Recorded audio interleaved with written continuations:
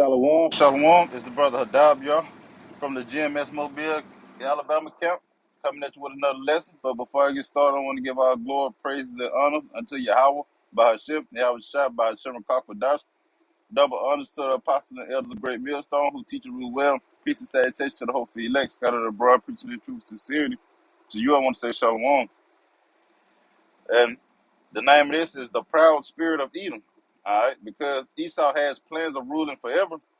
And whatsoever the Lord has set up for this man, he goes against it and fights it. All right.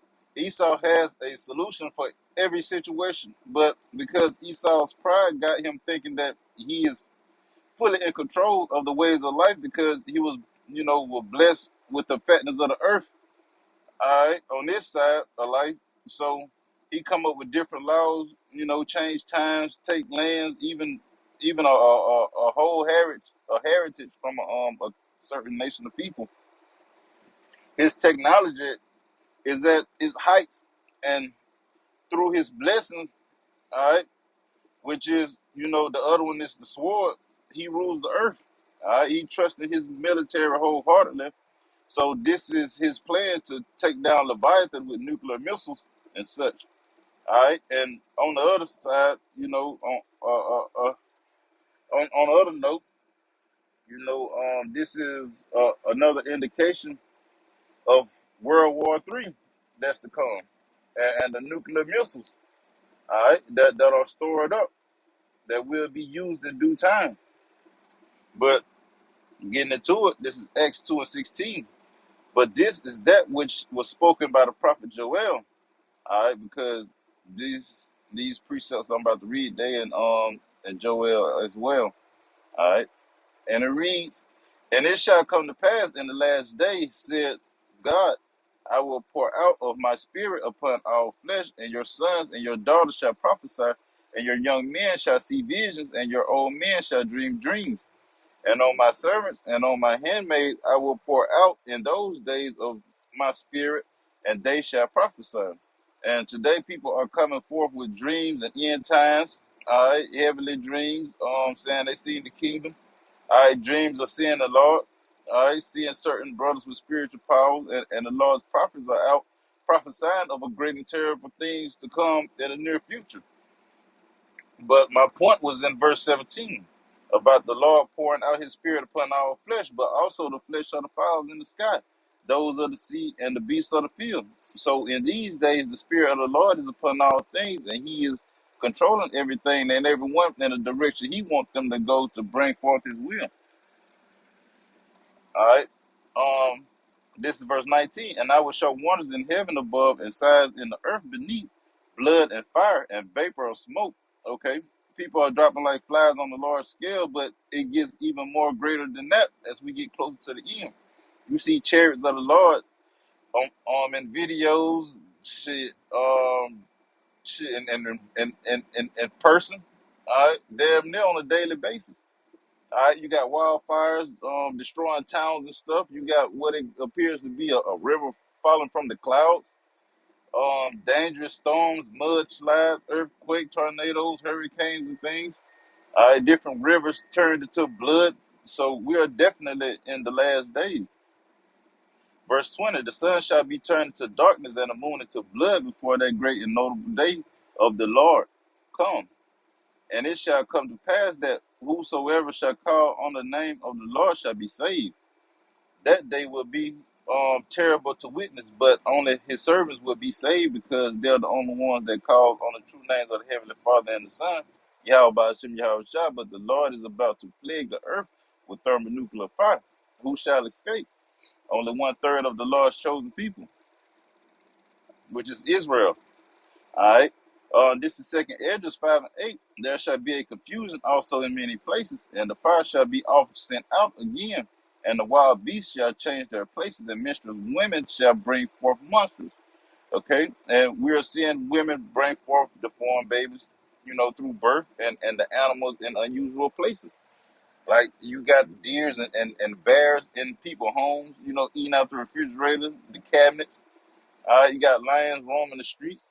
You got whales and fish beaching themselves. And you like, what's going on?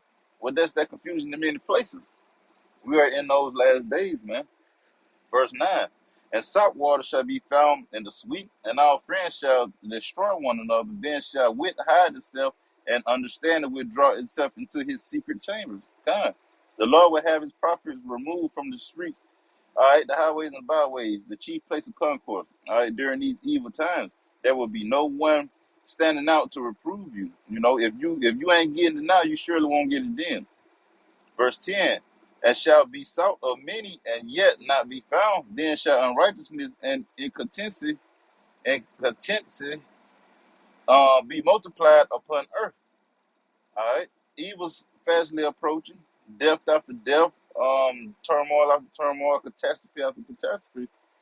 And the Lord's men would not be in the midst of that, you know, telling people that that this is the Lord's will, and breaking down precepts and stuff. Get it while the getting is good. But people don't believe shit stink. They don't believe that the earth will get no worse than the state is in now. And that's not far from the truth, man. Or that's far from the truth, Salaki. You know, it's going to be a time like no other. All right, this evil day will top any evils you can possibly think of. All right, spirits created for vengeance, the death angels, all right, newly created beasts, even Leviathan that's hidden in the waters, which is where Godzilla comes from, but people don't believe that. But as you can see here in this picture, hey, Esau believed that, man. Esau knows, man. All right. This man, Esau Edom, has a military plan to take down Leviathan with nuclear weapons, but it will not phase Leviathan. All right, U.S. military will not defeat this Godzilla, nor the so-called UFOs, and definitely not the Lord. But hey, Esau made plans out of stupidity to do these things. All right. Job chapter 41, starting at 1. Canst thou draw out Leviathan with a hook, or his tongue with a cord, which thou lettest down? Can thou put an hook into his nose, or bore his jaw through with a thorn? Hey, no, he can't. All right, he can't be fished out and captured, man. All right, verse 3. Will he make any supplications unto thee? Will he speak soft words unto thee? No. Will he come? He ain't coming to you all lowly and begging, you know, for anything like humans, or speaking to you all smoothly like Joel Osteen, man. It say, will he make a covenant with thee? Would thou take him for a servant forever? No. All right. You can't make him sign a contract and then turn around and put sanctions on him, and make him a slave forever, man. Verse 5, it say, wilt thou play with him as with a bird, or wilt thou bind him with thy maiden? No. You can't play with him or pet him like he a pet, man. It say, shall the companions make a banquet of him? Shall they part him among the merchants? No. You can't put him on auction block, or make any trades with him. You know, all these questions are rhetorical questions, because, hey, the answer to all of them is no, man. Esau can't do shit with this giant creature, not even kill him. Verse 7, canst thou fill his skin with barbed irons, or his head with fish spears? Lay thy hand upon him. Remember the battle. Do no more. Hey, he will be a pain in the ass for your military, Esau. All right. Behold, the hope of him is in vain. Shall not one be cast down even at the sight of him? You got heart attacks. All right. Hearts filling people with fear, just like they are going to do when the Lord make his grand appearance when he returns. All right. Verse 10. None is so fierce that dare stir him up. Who then is able to stand before me? Right, what I just spoke about the Lord's return, man. Hearts failing people with fear, man. And nobody is that dumb to mess with Leviathan, not even to mention the Lord. Because you people don't stand a chance against the Creator, but the proud of Edomites are going to bring them to non-existence, man. Verse 11, who have prevented me that I should repay him? Whatsoever is under the whole heaven is mine. All right. The Lord doesn't owe man shit. Yahweh Shah was crucified because of man. Therefore, his destruction will be worldwide, man. All right. Verse 12, I will not conceal his part, nor his power, nor his comely portion.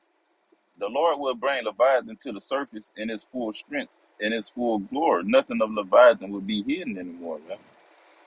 All right. Verse 13, who can discover the face of his garment, or who can come to him with his double bridle? No one. You can't remove his scales to reveal his skin, and you can't steer him in the direction you want him to go. All right, verse 14, who can open the doors of his face? His teeth are terrible round about. And this is a vivid description of Leviathan, Godzilla, if you may. But his teeth are far more terrible than a shark or a T-Rex, man. Verse 15, his scales are his pride, shut up together as with a close seal. One is so near to another that no air can come between them. So Leviathan is heavily armored, and no bunker busting missile will pierce him, man. Not even one scale. It won't even crack a scale, man. They say they are joined one together. They stick together that they cannot be sundered. And the purpose of it having scales is for protection, man. You know, for that creature, man, from harmful things like infections and chemicals, stuff like that. Because Esau fucked up the whole earth, man. All right, they'll detonate different missiles and torpedoes into the sea. You got radiation and all that amongst different sea creatures. All right, you got the oil spill that was out there in the ocean, man. All right. Verse 18 say, by his neesons a light doth shine, and his eyelids are like the eyelids of the morning. Literally glowing, man. Brightness and the stupidity of this man seeing the Lord's word come to pass, he's still going to ignore what the Lord is saying. So you trying to tell your fellow Americans that you are able to blind Leviathan with your phosphorus weapons when Leviathan's eyes are already a bright light. That's exactly the same scenario as saying you are able to blind the Lord with a flashbang, even though his eyes are 10,000 times brighter than the sun. That's just ridiculous, man. That's that false hope, man. All right, Esau ain't doing nothing but promoting the false hope, man. That's all he's doing, man. All right, verse 19. Out of his mouth goes burning lamps, and sparks of fire leap out. Out of his nostrils goes smoke, as out of a seething pot or a cauldron. His breath kindled coals, and a flame goeth out of his mouth. Hey, it's not far fetched, people. All right, the Lord's words are faithful and true, and the Lord is not a man that he should lie. Laser beams, man, out of his mouth, man. The Lord telling you what he created, man. He telling you this, man. All right, verse 22. And his neck remained strength, and sorrow is turned into joy before him. All right, Leviathan will be torn with you Edomites as a child play with action figures, man. I be clanking them together and pulling off arms and heads and legs and throwing them and all that. Hey, man, you Edomites finna be fucked up, man. And anybody else that's in his path, man. All right, verse 23. It say, the flakes of his flesh are joined together. They are firm in themselves. They cannot be moved. Another description of his scales, all right? It say his heart is as firm as a stone. Yeah, as hard as a piece of the nether millstone. God, man, going to that heart mean your mind, man. And when the Lord raise him up, he will be accomplishing the Lord's will, and no missiles will change his mind, man. You know, his purpose will be just like the spirits created for vengeance, man. He coming for straight destruction, man. All right, and nothing else. All right, verse 25. When he raises up himself, the mighty are afraid. By reason of breaking, they purify themselves. The sword of him that layeth at him cannot hold. The spear, the dart, nor the habergeon. All right, going into Esau's weaponry, man. That Esau planned to use against Leviathan. It say he esteemeth iron as straw and brass as rotten wood. Come on, man, straight melting metals like pine straws and old rotten wood, man. Hey, burning shit up will be a light thing to Leviathan, man. All right.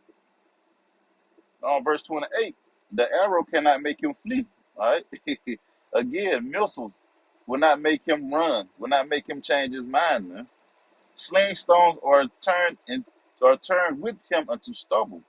Darts are counted as stubble. He laughed at the shaking of a spear. Huh. That's like him saying, how dare you throw these little things at me? I can't even feel them. All right, though this man's missiles are not a light thing. Like his missiles are able to destroy anything, but Leviathan and the Lord of hosts. All right, verse 30. Sharp stones are under him. He spread the sharp pointed things upon the mire. All right, and in the NLT version it reads, "His belly is covered with scales as sharp as glass. It plows up the ground as it drags through the mud." Come, man. So Leviathan is completely covered, man, with scales. He is completely armored and cannot be pierced nowhere on the body. And as he walked through, his belly fucking up shit, man. Completely ripping up concrete and houses and trees and things, man. Anything in his path, man, will be destroyed just by his belly alone, man. All right, verse 31. He maketh the deep to boil like a pot. He maketh the sea like a pot of ointment. Come. Esau deems him to be in the Pacific, but me, I personally think he's in the area that Esau calls the Bermuda Triangle, because the waters in that area are far more rough than any area of water in the sea, all right, that I know of. And when you watch that TV show Deadliest Catch about the fishermen, that's where they be at in the Bermuda Triangle, all right, catching all them fish, man, which is located over there in the Atlantic Ocean. All right, it go between from Florida to West Bermuda, all right, to the northeast, and Puerto Rico, all right, part of the greater Antilles, all right, and back to the southeast of Florida. You know, that's that triangle, man. But it's been multiple accounts of articles coming out about ships and airplanes mysteriously disappearing in the Bermuda Triangle. All right.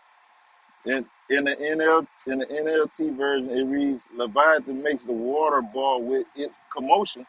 It stirs the depths like a pot of ointment." And going into that, the simple Google definition of commotion, it goes into disturbance, ruckus, uproar, stir, fuss, riot, and even the word splash, man.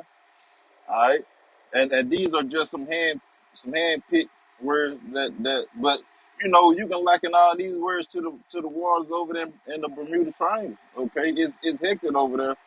All right, and I'm just gonna finish these last three verses in NLT version, verse 32. The water glistens in its wake, making the sea to look white. Huh.